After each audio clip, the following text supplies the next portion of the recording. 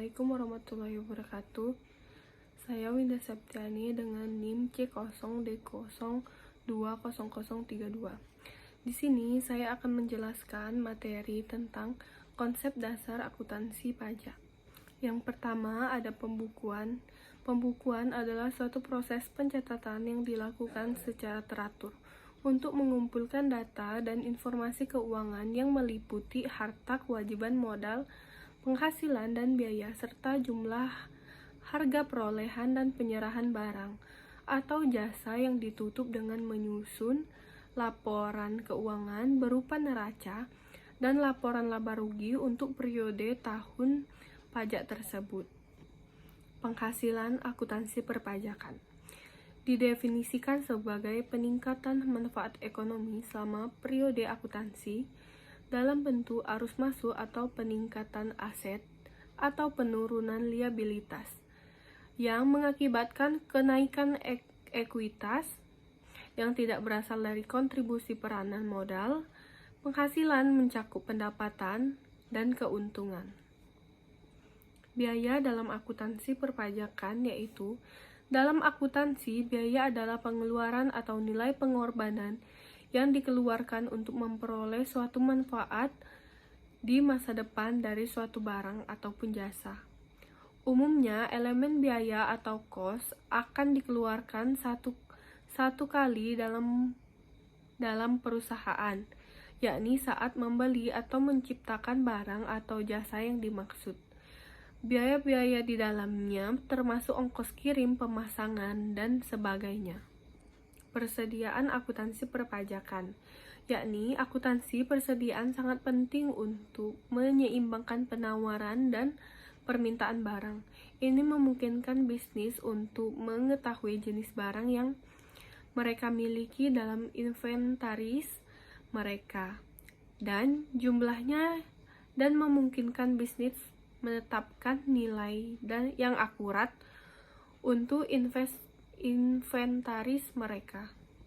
Aktiva tetap akuntansi perpajakan.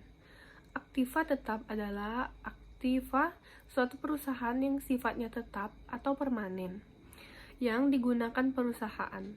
Aktiva tetap juga disebut dengan istilah fixed asset, yakni aset yang dikategorikan sebagai investasi jangka panjang dan didepresiasikan kecuali tanah, dan dalam proses konstruksi dapat digunakan untuk aktivitas usaha. Contoh aktiva tetap adalah barang-barang tak bergerak seperti rumah, kendaraan, tempat usaha, dan lain sebagainya.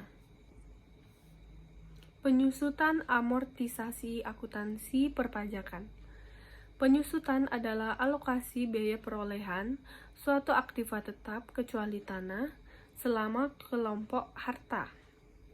Penyusutan fiskal diatur dalam pasal 11 Undang-Undang Pajak Penghasilan, sedangkan amortisasi adalah alokasi perolehan harta tidak berwujud selama masa manfaat tertentu. Ketentuan mengenai amortisasi diatur dalam pasal 11A Undang-Undang PPH.